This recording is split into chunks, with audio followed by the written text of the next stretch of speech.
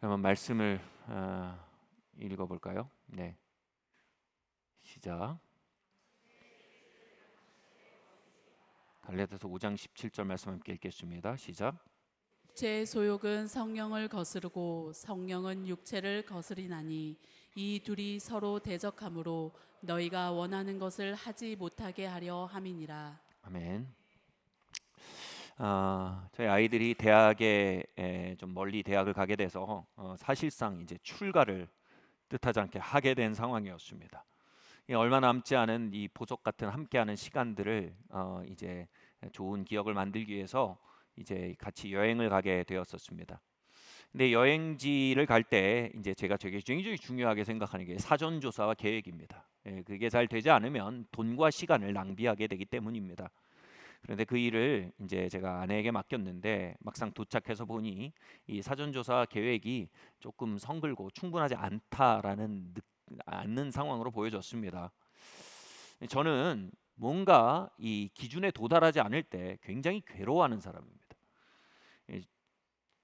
뭐 이 재정과 시간을 아끼기 위해서 우리가 준비를 잘해야 된다. 취지는 좋습니다만 그것이 되지 않다라고 해서 비판적이 되고 또 제가 굉장히 이 전전긍긍하는 것, 이건 완벽주의 기질입니다. 이건 제 기질의 반응입니다. 그래서 이제 이제 비판적이 되려고 막 했어요. 그리고 막 전전긍긍하고 비판적이 되려고 하는데 다시 말해 완벽주의 기질이 이제 발동하려고 하고 있었습니다. 그런데 그 완벽주의 기질이 발동하고 있는 이 너머에 또 다른 흐름이 이렇게 일어나는 겁니다. 이게 뭐냐 하면 야, 지금 이 여행을 진짜 여행의 취지가 뭐냐? 이 취지는 가족들이 함께 행복하고 서로 사랑하고 깊은 일치를 경험하기 위한 거 아니냐? 이 여행지 마스터로 온 거 아니지 않냐? 그런데 지금 그냥 완전하지 않은 계획이고 부족한 대로 그대로 같이 즐거워하고 걸어가면 되는 것이지, 네가 지금 여기서 비판적이 되고 막 전전긍긍하고 하면 이 취지 자체가 망가지지 않냐? 이런 마음이 쭉 드는 거예요. 다시 말해 있는 그대로 받아들이고 감사하면서 그 안에 주어진 분복을 누리려고 하는 본성과 뭔가 내 기준에 도달하지 않으면 전전긍긍하고 비판적이 되려는 본성, 이 두 가지 본성이 같은 사건 앞에서 동상이몽이죠. 두 가지 본성이 이렇게 일어나는 걸 경험했습니다. 제가 한 가지 본성을 선택하면 거기에는 이제 비판과 전전긍긍과 다툼이 있는 여행, 결국 우리의 하나됨을 망치는 건 부족한 여행 준비가 아니었죠. 정직하게 뭐랍니까? 우리의 하나됨을 망친 건 저의 완벽주의가 될 것입니다. 제 기질입니다. 우린 종종 그 기질의 버튼을 누른 환경과 사람들을 탓합니다. 그러나 여러분, 우리는 한 명의 인격체로 우리는 우리의 기질 자체에 대한 책임을 져야 합니다. 아멘. 아멘 하기 싫으신 거 알아요. 근데 아멘 하셔야 돼요. 여러분, 우리는 기질을 책임져야 됩니다. 자꾸 버튼 누른 사람 손가락질하고 자꾸 상황을 탓하면서 그 기질에 대한 책임을 지지 않는 한 우리의 삶은 한 걸음도 앞으로 나가지 못합니다. 또 다른 흐름은 그 흐름은 그 주어진 대로 감사하고 기뻐하면서 서로 사랑하는 겁니다. 그날 아침에 제가 하나님 앞에 이렇게 기도했어요. 하나님, 저의 완벽주의를 십자가에 못 박습니다. 그리고 하나님이 감사하는 심령을 제게 부어주세요 라고 기도했습니다. 그 기도가 뭐 한 번으로 막 되질 않았어요. 그래서 다시 그게 일어나려고 할 때 다시 기도하고 다시 기도했어요. 그러면서 그 하루가 정말 지워질 수 없는 아름다운 하루가 됐습니다. 아마 저희 기억의 책장에 아주 보석처럼 남겨질 하루가 되었습니다. 그 하루를 살고 제가 호텔에 잠이 들었는데 이 꿈이 좀 많이 상징적이었습니다. 이 꿈에서 제가 죽었어요. 그리고 영혼이 되어서 제 가족 주변을 막 맴도는 거예요. 저도 꿈속에서 이 영혼이 왜 하늘나라로 안 가고 이렇게 맴도는가. 근데 막 마음속에 사무치는 게 있는 거예요. 그 사무치는 한마디를 하고 가려는 거예요. 근데 그 말을 하려는데 뭐가 자꾸 막아요. 어떤 기류가 막아요. 그래서 막 악정고투를 영혼이 벌이는 거예요. 이 악정고투를 벌이던 영혼이 마침내 그 악정고투 가운데 승리하고 나서 이 한마디를 다 가족들한테 전하고 하늘나라로 갑니다. 근데 그 한마디를 저도 꿈속에서 들었는데 가슴이 너무 먹먹한 거예요. 뭐냐면, 얘들아, 내가 너희들 정말 사랑해. 얘들아, 내가 너희들 정말 사랑해. 그 한마디라고 이제 돌아갈 수 있겠구나 하고 간 겁니다. 그 한마디를 하고 싶어하는 마음, 그리고 그 한마디를 전하지 못하는 것이 너무 안타깝고 강렬해서 제 꿈이 너무 실제 같아서 잠에서 깼어요. 그리고 이게 가슴이 먹먹했어요. 이 꿈이 너무 생생할 땐 메시지가 있거든요. 근데 이렇게 꿈에 대해서 그 메시지를 깨닫기 위해서 생각하는데 정리가 되는 거예요. 바로 그 한마디를 전하고 그 사랑을 전하고 싶어 하는 게 제 영의 소원인 거예요. 제 영은 가족들에게 사랑을 한없이 흘려보내고 사랑을 한없이 전달하고 그 안에 비옥한 사람들로 살아갈 수 있게 해주는 게 제 영의 소원이에요. 근데 그 영의 소원을 막는 게 있어요. 그건 바로 기질이에요. 바로 완벽주의 기질이 그 영의 소원을 자꾸 막는 거예요. 이건 이렇게 돼야 되고 저건 저렇게 돼야 되고, 그리고 그 기준에 달하지 못한 막 전전긍긍하고 비판적이 되는 그 기질이 번번이 제가 사랑을 전하고 사랑을 말하고 전달하는데 방해하고 그 기회들을 뺏은 거예요. 죽은 영혼이 되어서 그렇게 맴돈 건 뭐예요? 우리에게 유한한 시간을 그 기질에 의해 빼앗긴 게 원통했던 거예요. 이 꿈을 통해서 그 하루를 비추어 보며 너무나 명확해진 메시지가 있었어요. 영준아, 완벽주의 기질은 네 원수야. 그것은 네가 정말 하고 싶어하는 걸 하지 못하게 하는 적이야. 오늘 본문 말씀이 뭐라고 말합니까? 영의 소욕이 육의 소욕을 거스른다라고 말합니다. 그래서 우리가 원하는 것을 하지 못하게 한다고 말합니다. 저는 정말로 가족들을 사랑하고 그들에게 사랑을 전해 그 비옥함 가운데 살게 하고자 하는 영의 소원이 있습니다. 영이란 말은요, 깊은 이란 뜻입니다. 중심에서 우러나온 이란 뜻입니다. 원의, 진짜 의도란 뜻입니다. 제 진짜 의도는 그겁니다. 그런데 그 진짜 의도를 거스르고 그것을 하지 못하게 하는 것이 있으니 사회 구조도 아니고 제 상황도 아니고 그것을 가장 막아서는 첫 번째 장애물이 바로 어이없게 내 육의 소욕이랍니다. 내가 가지고 있는 내적 기질들, 내 됨됨이가 그 하나님이 일으켜주신 넣어주신 아름다운 소원들을 막는 가장 큰 원수가 된다는 것입니다. 여러분, 정말로 원하는 것을 하고 살기 원하십니까? 우리가 생을 다 마치고 하나님의 심판대 앞에 서기 전에 우리의 돌아온 삶을 돌아보며 내가 정말 원했던 삶을 살았다라고 말할 수 있게 되기 원하십니까? 우리가 10년 뒤에 정말 우리가 원했던 그 자리에 서 있는 사람이 되기 원하십니까? 다시 말해, 여러분 깊은 곳에 있는 진짜 원의, 진짜 소원을 이루며 살기 원하십니까? 그렇다면 이 말씀에 귀를 기울이셔야 합니다. 육의 소욕은 바로 그 영의 소원을 막는 가장 큰 적이 된다는 사실입니다. 놀랍게도 우리가 생각 없이 받아들이며 생각하는, 살아가는 자동사고라 그래요. 자동사고. 기질이에요. 그냥 그렇게 자동사고, 그냥 자동적으로 살아가는, 자동적으로 생각하는 기질들. 그것에 대해 무언가 조치를 취하지 않으면 번번이 우리의 영의 소원은 좌절될 것이며 번번이 우리의 영의 소원은 쓰러질 것입니다. 그리고 10년 뒤에 우린 말하게 될 겁니다.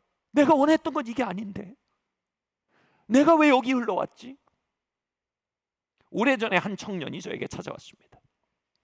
이렇게 말하는 거예요. 목사님, 저는 정말 성공하고 싶어요. 근데 얘기를 들어보니까 이거예요. 지금 부모님이 너무 어려우세요. 이제 내가 자립하고 두 발로 굳게 서서 생산성을 가져야 돼요. 너무 그 마음이 있는 거예요. 부모님을 너무 봉양하고 싶은 거예요. 그리고 자신도 이제 소모적인 삶이 아니라 생산적인 주체가 되고 싶어하는 갈망이 있는 거예요. 여러분, 이거 하나님이 주신 소원이에요. 특수은총이든 일반 은총이든 그건 하나님이 그 안에 넣어두신 일이에요. 정말 귀하잖아요. 그럼 저한테 이렇게 말하는 거예요. 언어는 좀 거칠었지만 이런 표현이에요. 목사님, 제가 어떻게 성공할 수 있을까요? 제가 그 지체를 잘 알고 있었습니다. 그래서 제가 이렇게 얘기했어요. 형제님, 제 말 마음 상하지 않고 들으셔야 합니다. 근데 제 말이 마음을 상하게 할 겁니다. 제가 형제님 잘 압니다. 형제님 성공하려면 형제님 기질을 해결하셔야 됩니다. 형제님은 쉽게 마음이 상하고 그래서 쉽게 분을 내고 쉽게 에이 때려쳐 하는 자동사고를 가지고 있습니다. 저는 형제님의 삶의 궤적을 볼 때 언제나 의미 있는 성장이나 의미 있는 발전이나 의미 있는 열매가 거두어지기 전에 그 기질이 형제님 안에 있는 소원을, 영의 소원을 망가뜨려 오는 것을 봐왔습니다. 어디에서 무엇을 하든 그 기질은 형제님 따라다닐 겁니다. 로마서 8장이 뭐라고 말합니까? 영의 소원에 영의 생각에 육의 생각이 뭐라고요? 원수가 된다고 합니다. 대적한대요. 번번이 하나님이 주신 그 좋은 소원, 일반 은총이든 특수 은총이 하나님이 주신 그 좋은 소원을 이루어가는 데 있어 이 말씀은 가볍지 않은 말씀입니다. 당신이 해결하지 않은 기질이 그것을 번번이 꺾을 것입니다. 성공하기 원하십니까? 그 기질에 대해 조치를 취하셔야 됩니다. 저는 그렇게 말해야 했습니다.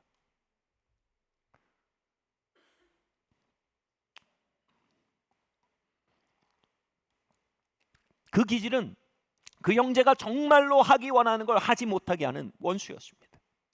저의 완벽주의 기질은 정말로 제가 하기 원하는 걸 막는 저의 원수였습니다.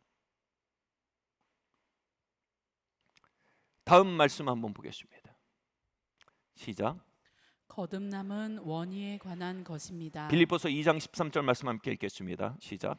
너희 안에서 행하시는 이는 하나님이시니 자기의 기쁘신 뜻을 위하여 너희에게 소원을 두고 행하게 하시나니. 빌립보서 2장의 맥락이 겁니다. 하나님이 예수님이 저 위에 어마어마한 분으로 계시지 않고 겸손하게 되어 우리 가운데 오셨다는 게 핵심입니다. 그 우리 가운데 오셨다는 그 겸손케 됨의 결과가 뭐냐면 예수님 우리 안에 오셔서 소원을 두고 행하게 하신대요. 그분의 찾아오심이 되게 소박하답니다. 여러분, 거듭남은요 다시 태어남이라는 어마어마한 표현을 사용합니다.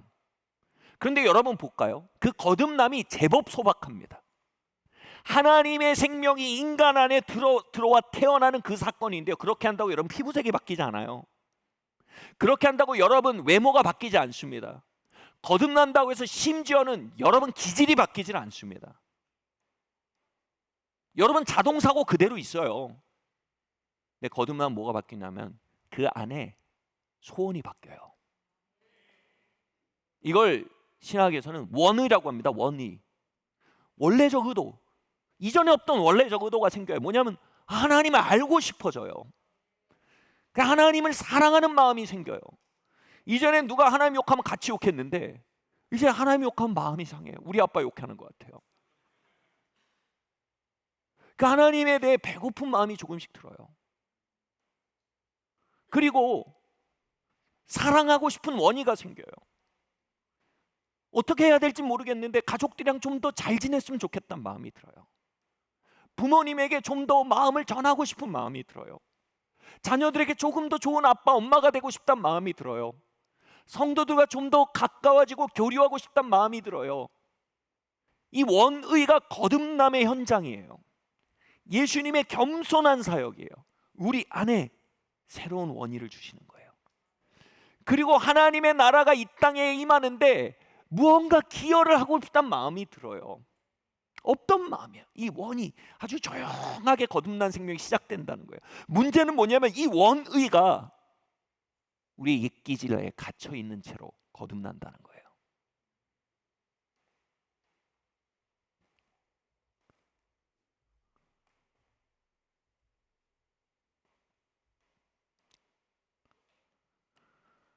우리의 영은 하나님을 알고 싶어하고 변화되고 싶어하는데 게으른 기질이 그 조용한 하나님의 거듭난 생명의 역사를 꾹 누르고 있어요. 아, 귀찮아. 가족들을 사랑하고 성도의 교제 안에 살고 싶은데 피해의식을 느끼는 기질, 잘 상처받는 기질, 잘 분내는 기질이 그 영의 소원을 이렇게 가두고 있어요. 하나님의 나라를 섬기고 유의미한 일을 하고 싶어요. 그 마음이 있어요. 근데 인색하고 이기적인 기질이 그 영을 쓱 가두고 있다 이겁니다.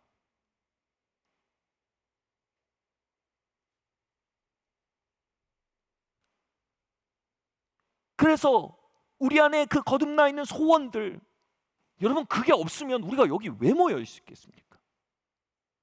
뭔가 하나님 더 알고 싶어서 여러분 오신 거 아니에요? 이 아름다운 공휴일 날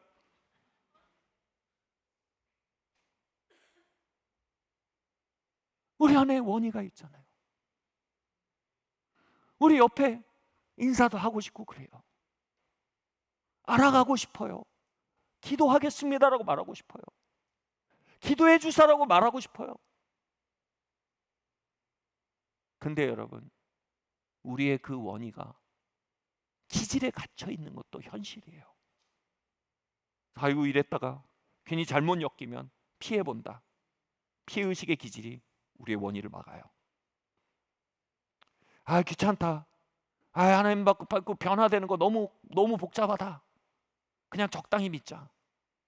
그런 게으름이 우리의 원의를 막아요.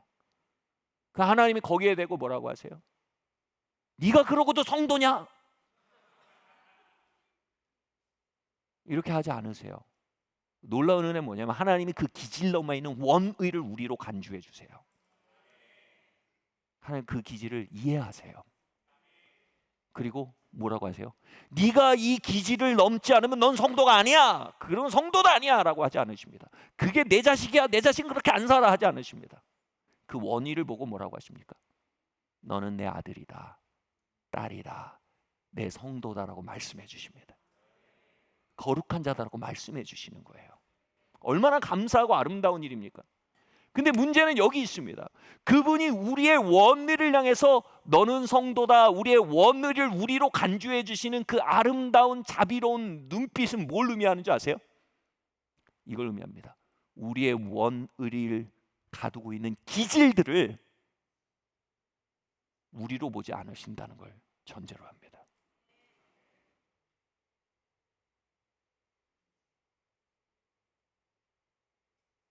제가 예전에 가족 간에 막 대화가 안 되고 막 다툼이 일어날 때 마음속에서 이 말이 일어나더라고요. 아, 이 진심 아닌 거 안다고. 진심 아닌 거 안다고. 그냥 그건 자동사고예요. 진심은 우리 서로 사랑하잖아요. 진심은 우리 서로 가까이 가고 싶잖아요. 그건 그냥 자동사고의 일부지 진심이 아니에요. 그런 것처럼 하나님 우리의 진심이 아닌 거 아세요.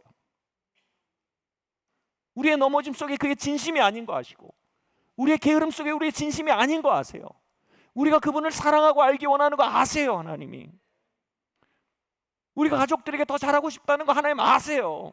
귀히 여기세요. 그 말은 정확하게 이걸 동반합니다. 그 원의를 가두는 기질들에 대해 하나님은 껍데기라고 말씀하시는 겁니다. 아니, 껍질이야 그건. 그건 너가 아니야. 문제는 이겁니다. 우리가 하나님이 우리를 보듯이 봐야 한다는 겁니다. 우리도 우리의 원의를, 우리 안에 있는 영의 소원들을 진짜 나라고 고백하고 그것을 번번이 좌절시키고 흩트고 주저앉히는 우리의 기질들을 껍질이라고 봐야 하는 것입니다.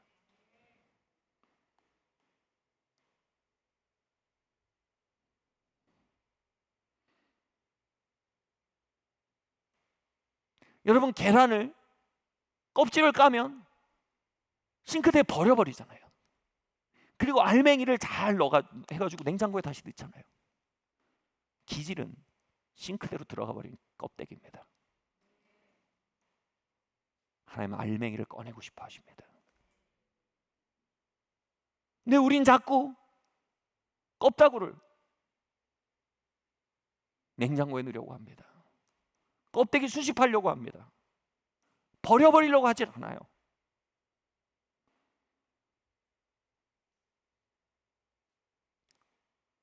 지금 우리 안에 크고 작은 영의 소원들이 있어요. 우린 10년 뒤에 또는 우리의 삶을 마감할 때 서 있고자 하는 지점에 대한 갈망이 우리 안에 있습니다. 그것을 가기 위해 우리는 반드시 우리의 기질을 껍데기로 여겨야 합니다. 반드시 그 껍질을 매일 까가는 삶을 살아야 합니다. 아멘. 말씀드렸던 로마서 8장은 우리의 기질을 원수라고 말합니다. 여러분, 원수라는 말을 뭘 의미합니까? 전쟁터를 상정한 것입니다. 적군이라는 것입니다. 우리는 전쟁 가운데 있습니다. 바로 우리의 영의 소원과 기질이 자기 기질대로 날뛰고 싶어하는 육의 소원, 이것들이 상충되고 싸우는 전쟁 가운데 있다. 아멘. 이 전쟁에 우리의 미래가 있습니다. 이 전쟁 안에 우리의 가문이 달려 있습니다.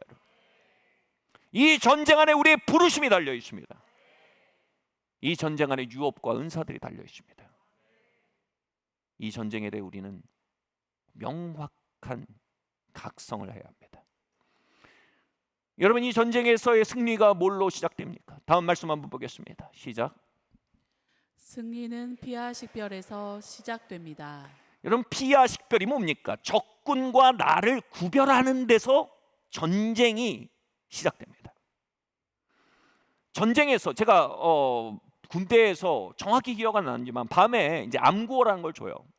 그럼 보초를 서다가 밤에는 피와 식별이 안 되잖아요. 누가 적군인지 누가 아군인지 식별이 안 됩니다. 그때 뭐예요? 암구호를 말하라고 합니다. 그때 뭐 암구호가 예를 들면 부엉이 그러면 암구호가 있는데 올뱅이 하면 뭡니까? 적이에요, 여러분. 그때 발포를 하든지 제압을 해야 됩니다. 안 그러면 내가 제압당하면 내가 발포당합니다. 전쟁터예요. 상대를 쓰러뜨리지 않으면 내가 쓰러지는 겁니다.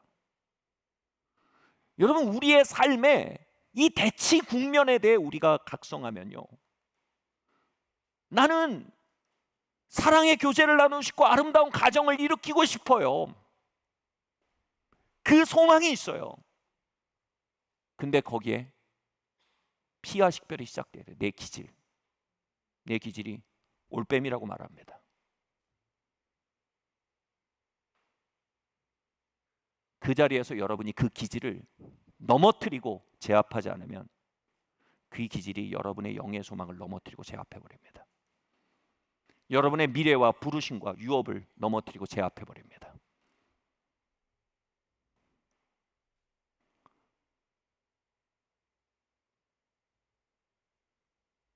미군이 베트남보다 엄청나게 강했습니다. 그런데 그 전쟁에서 미국이 패퇴하고 퇴각했던 이유는 이겁니다. 피와 식별이 안 됐어요. 베트공들이 민간인으로 분장하고 위장하고 누가 적인지 누가 아군인지 알 수 없는 전장을 만들었습니다. 그 막강한 전력을 가진 미군도 결국은 피와 식별이 안 되니까 패배한 겁니다. 사랑하는 성도 여러분, 여러분 영의 소원이 있으시다면 피하식별 하셔야 돼요. 지키고 싶은 게 있으세요? 지키고 싶은 미래가 있으십니까? 하나님의 건네신 선물들이 있으세요? 지켜야 될 사람이 있으십니까? 피하식별 안 되면 여러분 매번 집니다. 제압당하고 다 약탈당합니다. 하나님 피하식별의 은혜가 우리 안에 임하길 바랍니다. 그것들을 좀먹고 있는 우리의 기질이 빛 가운데로 발각돼야 합니다. 96년도에 아틀란타 올림픽에 한 달 정도 전도여행을 갔었습니다. 그곳에서 기도하고 사역하면서 성령께서 제 마음에 뜨거운 소망을 주셨어요. 바로 한국 땅에 성령을 부으시고 부흥을 일으키시겠다는 강렬한 소망이었습니다. 그 소망을 품고 한 달 동안 아틀란타에서 막 기도하다가 한국에 왔어요. 그런데 한국 땅 전체에 아무것도 변화가 보이지 않았어요. 근데 이게 확실하게 바뀌었더라고요. 뭐냐면 제 삶의 전장이 보이기 시작하는 거예요. 적과 내가 대치하고 있는 이 대치선이 보이는 거예요. 피아식별이 되더라고요. 이 은혜가 우리 안에 임하길 기도합니다. 제가 그 이 땅에 임할 부흥의 한 부분으로 사용되게 해주세요. 그 소망을 가지고 그 부르심을 가지고 기도하는데 그 기도가 응답된 건 이것입니다.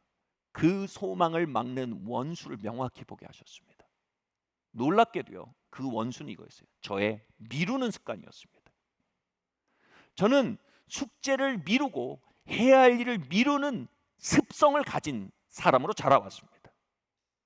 한 번도 그걸 적으로 여겨본 적이 없는 사람이었습니다. 나를 편안하게 해주는 나의 위로자요, 또 나에게 나의 안녕과 복지를 변호해주는 나의 변호사쯤으로 생각했어요.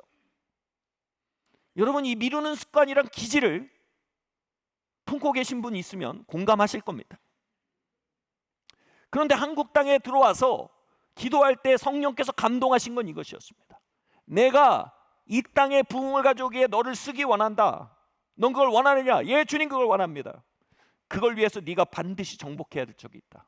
그것은 바로 너의 미루는 습관이다.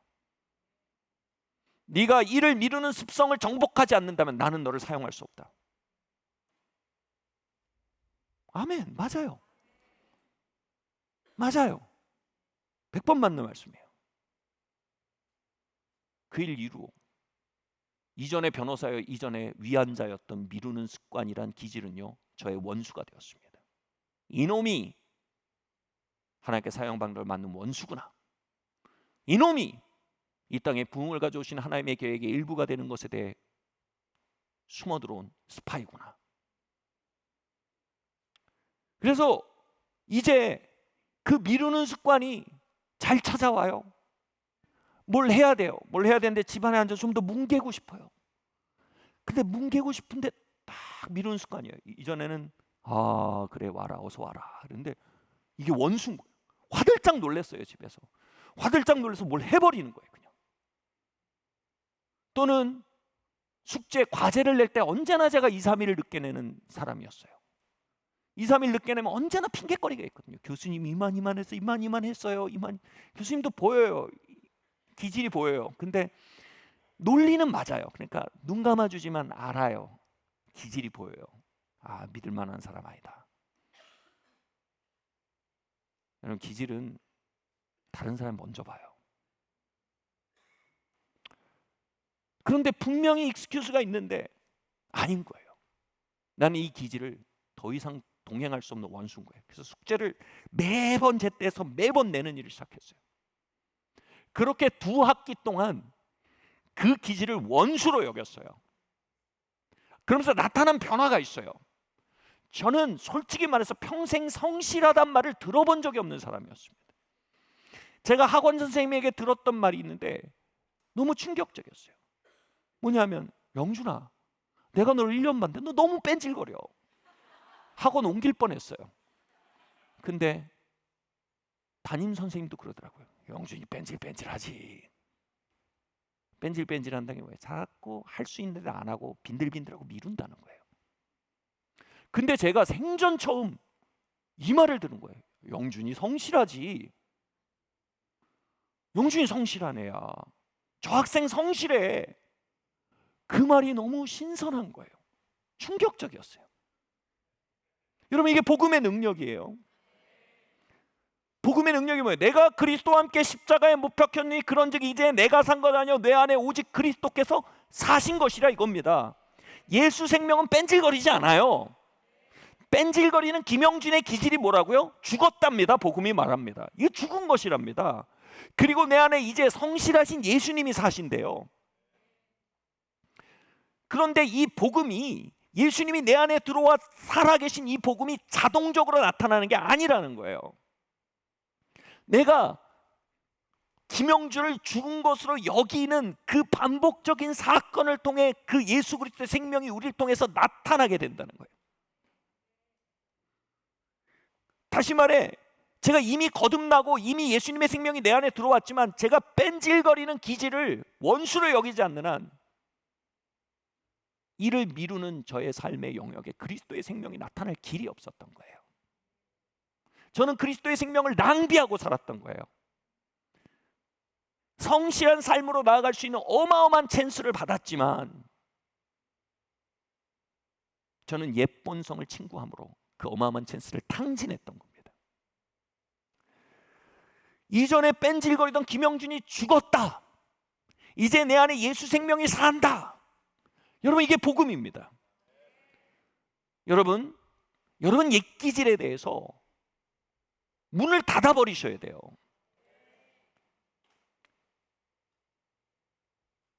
루터가 한 유명한 얘기가 있잖아요. 옛 기질이 와서 얘기합니다. 똑똑똑, 여기 루터가 살지요? 그 안에서 말합니다. 잘못 찾아왔었습니다. 루터는 죽었습니다. 아, 이거 루터 집 맞는데요? 이제 여기는 그리스도가 사십니다. 여러분, 이게 복음의 요체입니다. 이걸 믿는 게 복음입니다. 옛 기질이, 뺀질거림이 찾아옵니다. 영준아, 내가 들어가서 너를 편안하게 해줄게. 내가 들어가서 너의 안녕과 복지를 위해 너를 변호해 줄게. 많은 익스큐즈를 만들어 줄게. 핑계거리를 만들어 줄게. 똑똑똑합니다. 이제 이 사람은 저의 원수입니다. 오늘 여러분이 이 뺀질거리는 기질이 여기 서 있어요. 그러면 영어 표현은 이런 표현이 있어요. 그 얼굴의 문을 닫아버린다는 표현이 있어요. 그냥 그 얼굴의 문을 쾅 닫아버려. 굉장히 폭력적인 표현입니다. 그 얼굴의 문을 닫아버리면 말해야 되는 겁니다. 김영준은 죽었다. 뺀질인 죽었다. 이제 내 안에 성실하신 그리스도께서 하신다. 아멘. 사랑하는 성도 여러분, 우리는 옛 기질들이, 우리의 기질들이 우리의 마음에 신방할 때 그 얼굴의 문을 닫아버려야 합니다. 우리의 기질이 우리의 원수다란 말은요, 원수라는 말의 엘라어는 사탄합니다. 사탄입니다. 사탄. 대적자란 뜻입니다. 우리가 원하고 이루려는 걸 막는 대적자가 우리의 기질의 모습으로 온대요. 그럼 사탄아 물러가라 해야 된다는 거예요. 이 사탄을 꾸짖는 일에 있어서 한 하나님의 사람이 이런 글을 썼어요. 사람들은 사탄이 자기를 떠나주길 기도한다. 사탄은 자기가 떠났으면 하고 사탄이 나를 떠나줬으면 하고 바란다. 하나님께 떠나게 해달라고 부탁한다. 그리고 떠나줄래라고 청한다. 이렇게는 사탄이 안 떠난다는 거예요. 이렇게 얘기해요. 사탄은 개다루시 다뤄야 된다는 겁니다. 당신이 출근을 하는데 자꾸 동네 개가 으르렁거리면서 쫓아와요. 막 쫓아와요. 그럼 막 오오오오 하면 여러분 직장까지 따라온다는 거예요. 어떻게 해야 되냐면 이렇게 해야 된대요. 발을 구르면서 저리 가 이 새끼야. 저리 가 이 새끼야. 여기 한 단어가 생략이 됐어요. 저리 가 이 새끼야. 그럼 또 해요. 그러면 저리 가라니까 이 새끼야. 그러면 점점 개가 물러나요. 이렇게 사탄을 물리쳐야 된다고 얘기합니다. 우리가 우리의 기질을 친구로 대하고 있다면 그가 어찌 우리를 떠나겠습니까? 우리가 우리의 기질을 변호인으로 생각한다면 그가 우리를 어찌 떠나겠습니까? 맨날 신방 오겠죠. 어느 날 면을 바꾸는 겁니다. 그 얼굴에다 문을 닫아버리는 겁니다. 죽었어. 이제 뺀질거리던 김영주 죽었어. 그리고 뭐요? 너는 이제 김영주야. 너는 적이야 나의. 그럼 뭐라 합니까? 절로 가 이 새끼야. 할렐루야. 저는 그 하나님의 사람이 그렇게 하라고 해서 한 겁니다.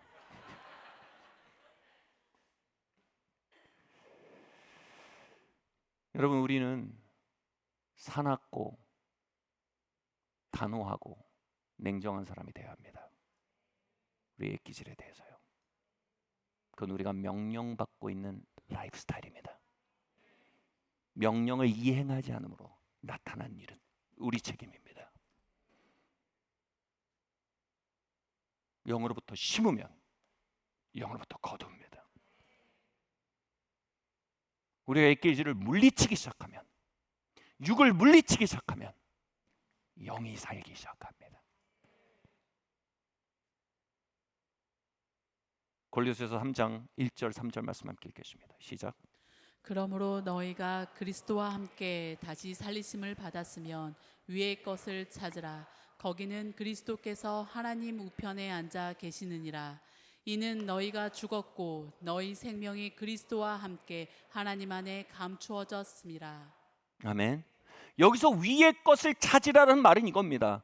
그리스도의 생명이 나의 새로운 기질이요 자원임을 믿으라는 겁니다. 그리스도가 우리 안에 계시다란 말은 이렇게 설명하면 될 것 같아요. 그분의 기질이, 그분의 생명이 우리의 영의 계좌에 입금됐다는 겁니다. 구하라는 건 뭡니까? 그걸 빼서 쓰라는 겁니다. 자꾸 옛 기질이라는 악덕 삽채업자의 꽁짓돈 쓰지 말고 자꾸 와서 어떻게 내 좀 해줄까? 저리 가 이놈아. 너랑 나랑 끝났어. 그리고 뭐예요? 그리스도의 계좌에 가서 그리스도의 생명을 인출하라는 겁니다. 주님, 이 속에서 주님 내 완벽주의가 막 뛰쳐나가려고, 주님 이거 죽었습니다. 주님, 주님의 생명을 내게 부어주세요. 인출하라는 거예요. 그리스도의 생명으로부터 반응하는 법을 배우기 시작하라는 겁니다. 이 말은 뭐예요? 여러분의 계좌에 예수 생명이 입금되었음을 믿으라는 겁니다. 우리는 우리 옛 기질이 나의 기질이라고 믿는 불신앙을 회개해야 합니다. 그리스도의 생명이 나로부터 너무나 먼 어떤 영웅적인 존재라는 사고를 회개해야 합니다. 그리스도의 생명은 이미 우리의 계좌에 입금되었고 인출되기를 기다리고 있는 우리의 새로운 자원입니다. 아멘. 폭풍 치는 바다 앞에 심약한 우리의 기질이 출동할 수도 있습니다. 아니면 그 기질을 우리가 내어치고 그 안에 노래하고 하나님을 신뢰하는 그리스도의 생명을 구하고 그 생명으로부터 폭풍에 반응할 수도 있습니다. 바깥의 모든 사건들은 우리 안에 두 가지 기질을 향한 문을 열어놓습니다. 우리는 한 문을 그 얼굴에 닫아버리고 다른 한 문을 활짝 열고 구해야 합니다. 내게 들어오십시오. 나를 통해 이 상황 속에 살아주십시오. 나를 통해 이 상황 속에 반응하여 주십시오. 나는 내 기질로부터 반응하기를 그치기 원합니다. 그리스도의 생명이 나를 통해 반응해 주시길 원합니다라고 구하랍니다. 아멘. 여러분, 그리스도의 몸된 교회 안에 이 기도가 돌아와야 합니다. 하나님, 이 사람 미치겠어요. 저의 열받는 기질이 자꾸 방문합니다. 이 기질 가라. 그러면 주님의 온유한 생명을 내게 좀 부어주십시오. 주님의 용서하는 생명을 내게, 주님 내게 오셔서 주님 나를 통해 용서해 주세요 이겁니다. 원수를 사랑, 나 내 기질로 못해요. 주님 오셔서 나를 통해 원수를 사랑해 주세요 이겁니다. 우리는 밖에 모든 자극 속에서 우리 옛 기질과 연합해 갈 수도 있고요, 우리의 옛 기질과 헤어져 갈 수도 있습니다. 그리고 그리스도와 연합해 갈 수도 있고요, 그리스도의 거듭난 생명을 점점 옛 이야기로 만들어 갈 수도 있습니다. 사랑하는 성도 여러분, 우리가 위의 것을 찾으면 놀라운 일이 벌어집니다.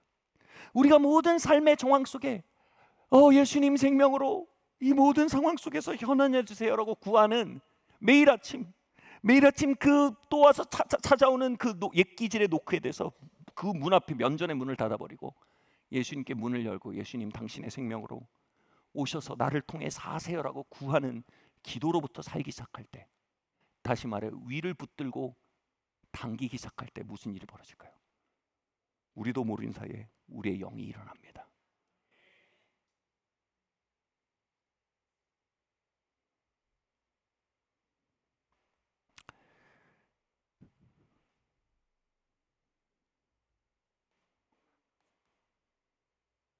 우리의 영이 일어난다는 얘기가 뭘까요? 예수님은 자신이 하늘과 땅을 잇는 사닥다리라고 하셨습니다. 그 사닥다리를 통해 천사들이 오르내린대요. 다시 말해 뭐냐면 하늘에 있는 온갖 좋은 것들이 이 땅에 내려오는데 뭐예요? 사다리가 필요하답니다. 그리고 땅에 있는 사정들이 하늘에 직고되는데 사다리가 필요하답니다. 나는 하늘과 땅을 잇는 사다리다. 그러니까 예수님 근처에 가면 하늘의 역사가 잘 풀려 나왔어요. 예수님 옆에 가면 기도 응답이 잘 됐어요. 예수님 내가 낫기를 원하나이다 하면 나음이 왔어요. 마리아가 가서 이 포도주가 끝났는데 어떻게 하지? 잔치가 끝나가는데 여기에 대해 뭐 좀 해주세요 하면 또 응답이 왔어요. 왜냐하면 사다리 옆에 왔기 때문이에요. 여러분, 예수님의 생명이 우리 안에서 일어난다는 뭐예요? 우리가 오늘 세워진 사다리가 되는 겁니다. 우리의 삶 속에 사다리로 세워지는 것입니다. 하늘과 땅을 잇는 사다리요. 여러분 주변에 오면 하나님과의 만남이 빈번해지고, 여러분 주변에 오면 하나님과의 대화가 수위 이루어지고, 여러분 주변에 오면 응답이 잘 이루어지고, 여러분 주변에 오면 하나님의 영광과 역사가 빈번히 나타나는 그 사다리 말입니다. 하나님은 단지 우리를 인격을 도야시키기 위해서 이 말씀하시는 게 아닙니다. 하나님은 하늘에 있는 생명을 반복적으로 구하는 그 운동을 통해 우리의 영이 일어나가기를 원하시는 겁니다. 이 땅에 사다리를 세우기 원하시는 겁니다. 10여 년 전이었습니다. 아내와 막 다툼이 있었는데 감정이 격해진 아내가 제 평생 지워지지 않을 말을 했습니다. 당신은 목사로서 사역자로서 인정합니다. 또 존중합니다. 그러나 남편으로서 가장으로서 나는 당신을 인정할 수도 존중할 수도 없습니다 라고 말했습니다. 저는 충격을 받았습니다. 저는 사역이란 땅에서는요, 열심히 저의 기질을 향해서 이놈의 새끼 들어가라, 하나님 저에게 담대함을 부어주세요, 하나님 저에게 적극성을 부어주세요, 이놈의 수동성 저를 가지 못해, 이놈 겁장이 기질 떠나라, 하나님 저의 담력이 되어주세요, 이놈의 무력한 피해의식 떠나라, 하나님 나의 능력이 되어주세요. 이 영의 운동을 열심히 하고 있었습니다. 자연히 사역에서는 저는 사닥다리가 되어 있었습니다. 하늘에 있는 것을 끌어내릴 수 있고, 하늘에 있는 말씀들을 끌어내릴 수 있고, 하늘에 있는 영향력들을 풀어낼 수 있고, 하늘에 있는 치유와 하나님의 복락들을 풀어낼 수 있는 상태가 되어 있었습니다. 문제는 뭐였습니까? 제가 집에 들어갈 때였습니다. 저는 집에 들어가면 저의 기질을 풀어놓는 곳으로 생각했습니다. 집인데, 내가 집에서는 좀 내 기질대로. 그런데 몰랐습니다.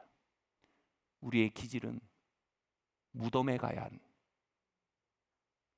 존재임을 저는 몰랐습니다. 우리의 기질은 거실이나 안방에 살고 밖에 나오면 다 들어오지는 어떤 것이 아니라 우리의 기질은 무덤으로 들어가야 할 대상입니다.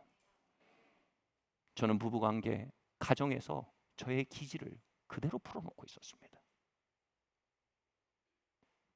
그러나 하나님은 분명히 복음을 통해 말씀하셨습니다. 우리의 기질은 십자가의 죽음에 넘겨야 할 것입니다. 우리의 원수입니다. 결국 가정에서 저의 사다리는 완전히 눕혀져 있었습니다. 기질을 번번이 긍정했고 번번이 기질을 부정하지 않았습니다. 번번이 기질대로 행했습니다. 그리고 그 말을 듣고 제가 가만히 돌아보니까 이 가정에 사닥다리를 세워야 된다는 게 너무 명확했어요. 그래서 이제 기질을 부정하는 일을 시작했습니다. 이것을 절로 가, 이 새끼야. 마음대로 안 되면 막 성이 이렇게 나는 그 기질, 절로 가라. 내가 뭐 줬으면 돌아와야 된다. 돌아와야지. 안 그러면 너무 섭섭해. 이런 기질, 절로 가라. 그 기질들을 물리치면서 걷기 시작했습니다. 그리고 하늘의 기질을 구하기 시작했습니다. 그럴수록 점차 가정에서 사닥다리가 세워지기 시작하고 가정에 부으시는 하나님의 음성이 감지되고 가정에 부으시는 하나님의 복락이 감지돼 그것을 풀어놓을 수 있게 되고 하나님의 가정의 그 시즌에 인도하기 원하는 하나님의 디자인이 감지되고 그 계획을 풀어놓을 수 있게 되었습니다. 가정의 회복은 제 안의 기질을 내어물기 시작할 때 그리스도의 생명을 초청하기 시작할 때 가능해졌던 것입니다.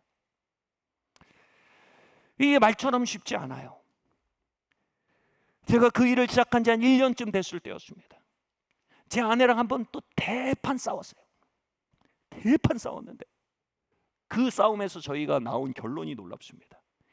당신의 기질과 나의 기질은 전혀 맞지 않는다. 우린 여기까지다. 우리 더 애쓰지 말자. 그냥 남들 보기에 그냥 나쁘지 않은 정도, 그냥 이쯤에서 살자 우리. 사실상 쇼윈도 부부를 선언한 거죠. 그런데 그곳에서 제 마음속에 한 걸음 더 갈 수 있다는 걸 알았어요. 그 한 걸음은 이것이었어요. 당신의 기질과 내 기질은 맞지 않아서 뭐냐면 제 기질에 대해서 사과하는 것이었습니다. 내가 한 언행이 아니고 제 기질 자체를 사과하는 겁니다. 제 기질 자체를 부정하는 겁니다. 제 기질 자체를 포기하는 겁니다. 내가 내 기질 내려놓게. 우리 더 가보자.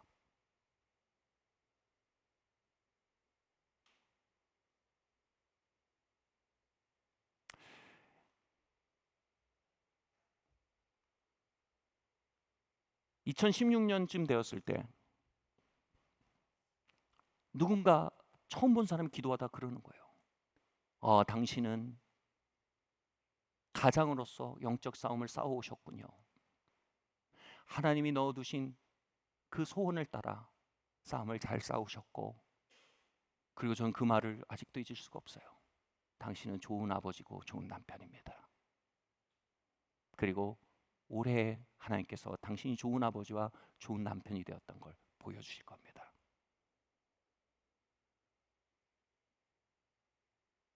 그리고 얼마 지나지 않아서 제 아내 입에서 그 말이 나오더라고요.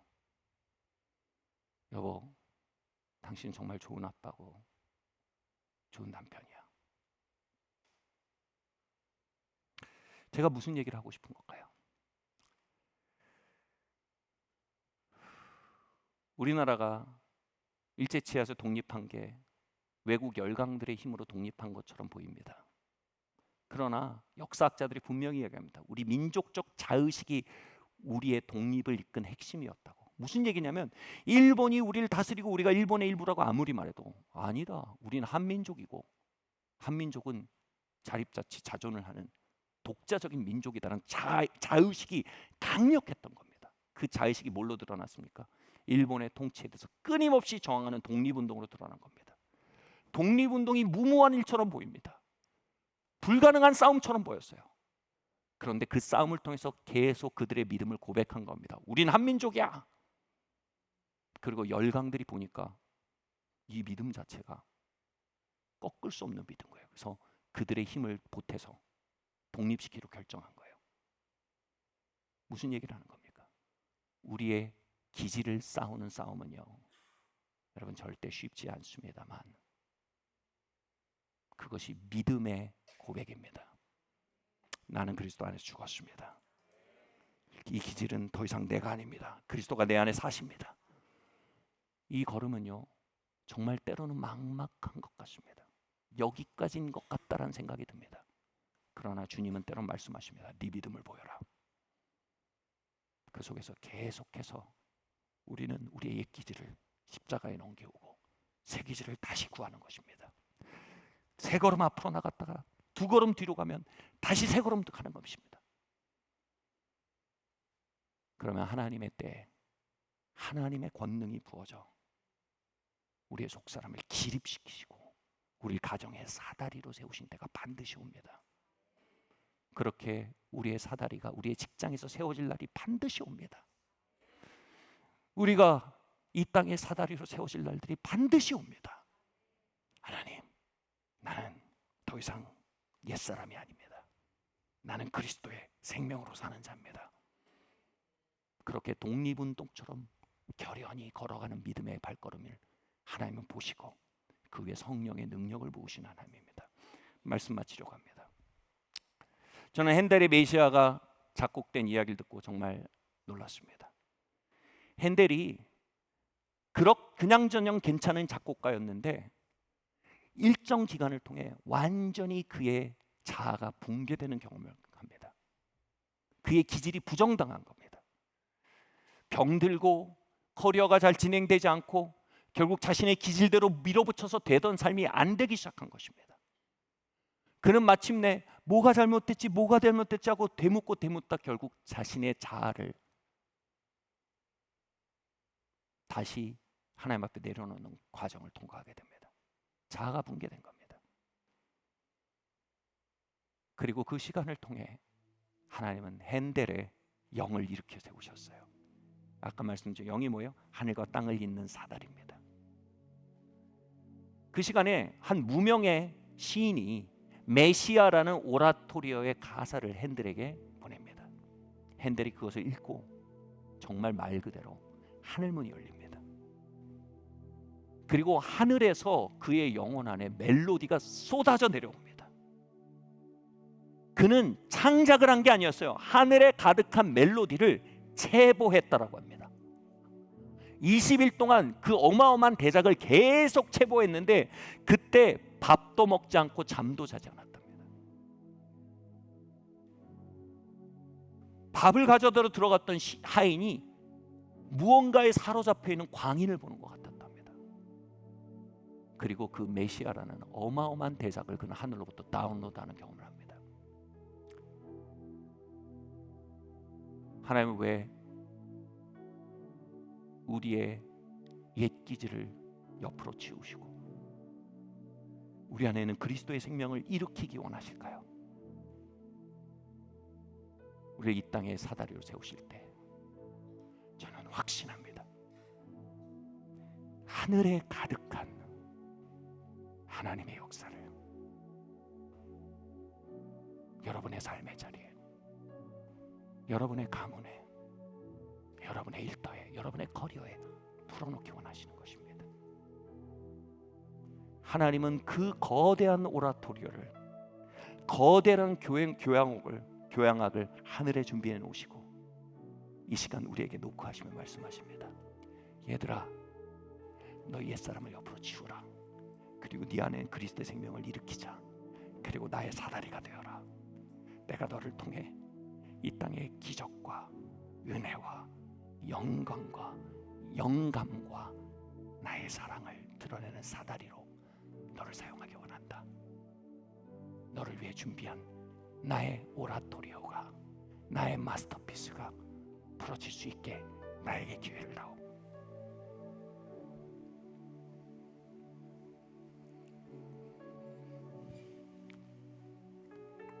이 시간 그 하나님의 초청 앞에 우리의 예수님의 생명을 우리의 중심에 일으켜가는 우리의 핵기질을 문을 닫아버리며 그 가장 위대한 전쟁을 피아 식별 가운데 시작하는 저와 여러분 되길 예수 그리스도 이름으로 축원합니다. 이 자리에서 한번 일어나시겠습니다.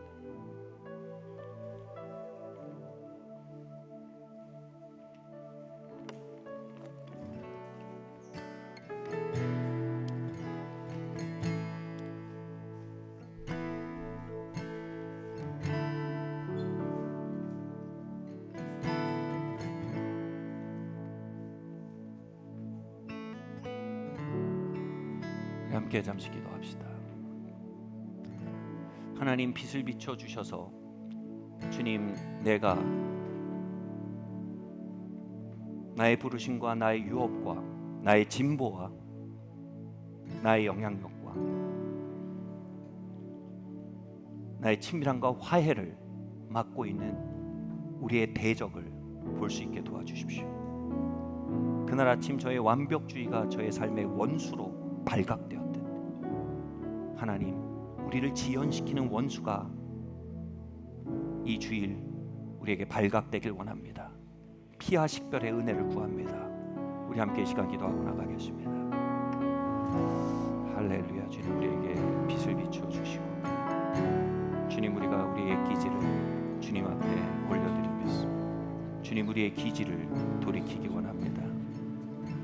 주님, 우리가 아버지 하나님 비도덕에서 도덕으로 돌아오는 자가 아니요 주님, 우리가 옛 기질에서 그리스도의 생명으로 돌아오는 자가 되길 원합니다. 우리의 기질대로 살던 자에서 예수님의 생명으로부터 인출해 사는 자가 되기를 결정합니다. 주는 그러니 우리의 삶에 있는 아버지 하나님이여 기질과 예수님의 생명 사이에 대치되고 있는 전선을 볼 수 있게 도와주시옵소서. 주님, 우리의 껍데기를 볼 수 있게 도와주시옵소서. 우리 또한 기도합시다. 하나님, 우리가 정말 깊은 소원을 이루며 사는 삶이 되길 원합니다. 그러나 육이 우리를 대항하여 그 일을 하지 못하게 한다라고 말씀하셨습니다. 하나님, 이 시간 우리 안에 예수님의 생명을 일으켜 주시길 원합니다.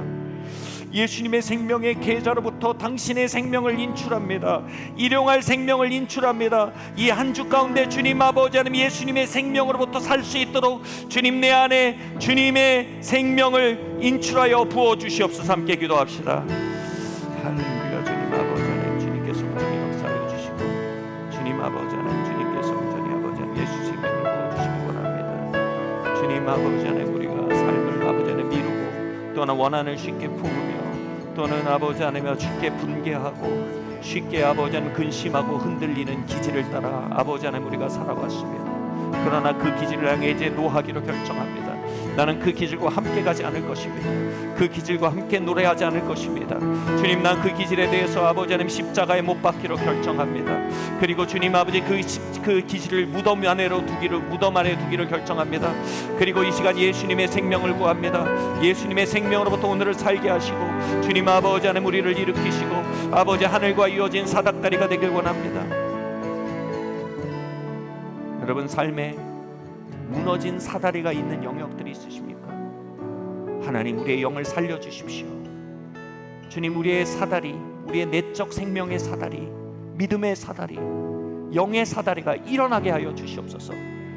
우리의 기질이 때려눕힌 사다리가 일어나 우리의 기질을 때려눕히게 하시고 하나님, 우리 안에는 새 생명이 하늘에 있다 살도록 주님 역사하여 주시옵소서.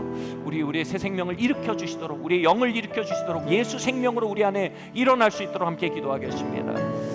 할렐루야. 주님 아버지 하나님, 이 시간 기도합니다. 우리 안에 예수 생명을 일으켜 주시길 원합니다. 주님 아버지 하나님, 예수님의 생명이 우리를 통해 일어나게 하시고 주님 아버지 하나님의 주님께서 온전히 아버지 하나님 우리의 기질을 때려눕히고 주님 아버지 예수님 내 안에 일어나시길 원합니다. 예수님의 성실하심으로 주님 우리의 뺀질거리는 기질을 때려눕히시고 주님 예수님의 이름으로 주님 아버지 하나님 이 시간 아버지 우리의 앙심 품는 기질을 때려눕히고 예수님의 이름으로 아버지 하나님이여 우리의 원함 품는 기질을 때려눕히고 예수님의 이름으로 쉽게 마음 상하고 쉽게 아버지 하나님이여 분개하는 그 기질을 때려눕히고 예수님의 이름으로 게으르고 빈들거리는 기질을 때려눕히고 예수님의 이름으로 아버지 하나님 쉽게 타협하고 게으름 기질을 때려눕히기로 결정합니다. 아버지 하나님 기도합니다. 우리 가운데 아버지 하나님 예수님의 생명을 부어주시고 역사하여 주시길 기도합니다. 여러분, 가정은요 기질이 맞을 수가 없습니다. 결혼은요 기질이 맞는 사람을 찾는 곳이 아닙니다. 결혼은 기질이 죽는 곳입니다. 기질이 죽기 전엔 절대로 돌파구가 없습니다.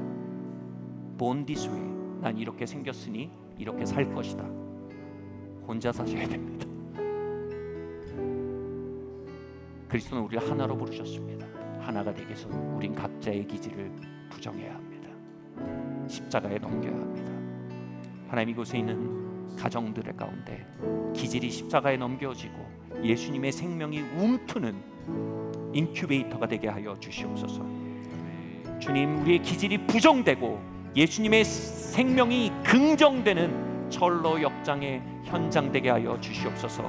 우리가 우리의 기질에 대해 사과하고 예수 그리스도의 기질에 대해 환영하는 신앙의 자리 되게 하여 주시옵소서. 우리 각 가정을 위해 기도하고 나아가겠습니다. 할렐루야. 주님 아버지 하나님, 그렇습니다. 주님 아버지 하나님, 우리의 분내는 기질, 우리의 불안한 기질, 우리의 조종과 통제하는 기질, 주님 이 기질들을 그대로 끌고 들어와 아버지 하나님, 그것으로 결혼 생활하려, 그것으로 대상에게 나의 기질에 맞추러 간 모든 아버지 하나님 그 비복음적인 발상들을 주님께 올려드립니다. 주님, 우리가 우리의 기질에 대해 주님 앞에 사과하고 돌이킵니다. 우리의 기질을 주장하던 자리들, 우리의 기질을 주장하며 그것에 맞추라고 윽박지르던 부모의 자리, 우리의 기질을 주장하며 그것을 인정하는 윽박지르던 자녀의 자리에서 걸어나옵니다. 주님, 우리의 기질을 주님의 십자가에 올려드립니다. 예수님, 당신의 생명을 내게 부어주세요. 그 겸손한 생명, 그 화해의 생명, 그 일치의 생명을 부어주세요. 주님, 예수님의 생명이 아니면 안 됩니다. 그 생명을 인출하기로 결정합니다. 그 생명을 우리 가운데 부어주시길 기도합니다. 할렐루야. 아멘. 온 땅 위에 충만합니다.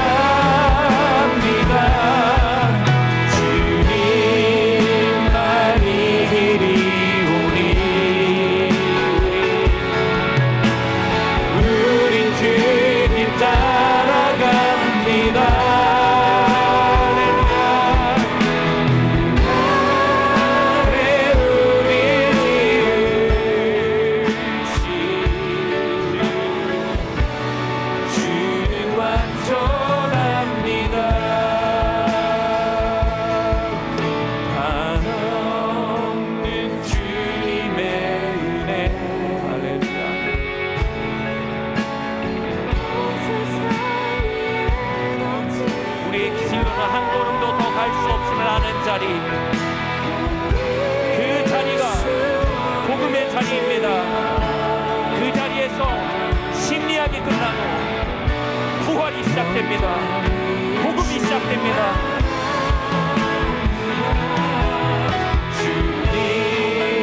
주님만이 그리우니. 할렐루야. 아멘. 이 시간 예수님의 기질을 부어주세요. 우리 안에 들어오셔서 우리를 통해 용서하소서. 우리 안에 들어오셔서 우리를 통해 금일의 영이 있어서 한없는 우리 안에 들어오셔서 우리를 통해 안식하소서. 우리 안에 들어오셔서 우리를 통해 거룩하소서. 예수님의 생명으로 우리의 기질을 이기고 다스리시옵소서.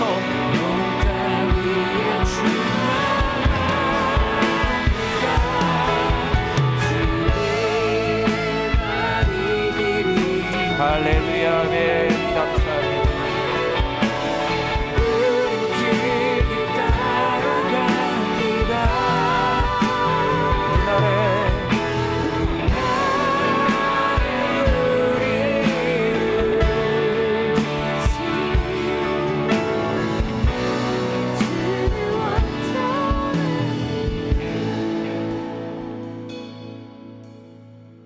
여러분, 기질이 주장되는 곳에 미래가 없습니다. 기질을 주장하는 것을 자기애라고 합니다. 여러분, 예수님의 생명을 사랑합시다. 자기를 사랑하지 맙시다. 주님은 자기가 살고자 하는 자는, 자기 생명을 사랑하는 자는 죽을 것이요 자기 생명을 미워하는 자는 살 것이라 하셨습니다. 여러분, 미래를 원하십니까? 기질을 원하십니까? 여러분, 화평을 원하십니까? 기질을 원하십니까? 부르심이 이루어지는 걸 원하십니까? 기지를 원하십니까? 우리가 모두가 미래를 보기 원하고 우리 모두가 평화롭게 살기 원합니다. 그러나 기지를 포기할 만큼 그것을 원하십니까?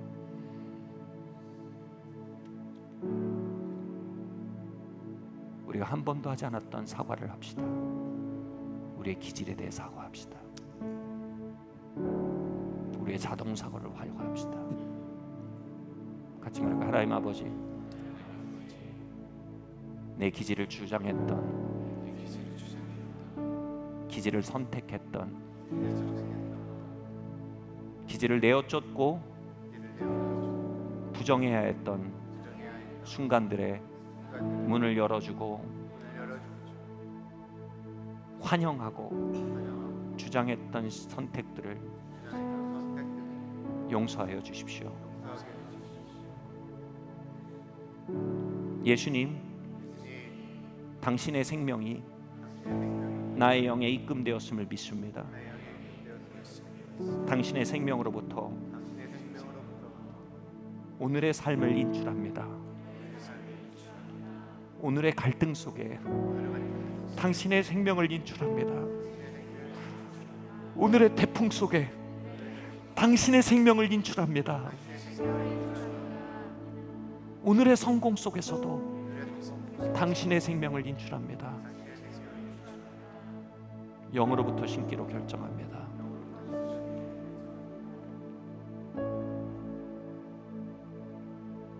할렐루야. 주님 감사합니다. 주님, 그 생명을 우리 가운데 더욱더 주입하여 주시옵소서. 그 신령한 생명을 이 시간 우리 안에 더욱더 주입하고 나누어 주시기를 기도합니다. 예, 주님 그렇게 해주세요.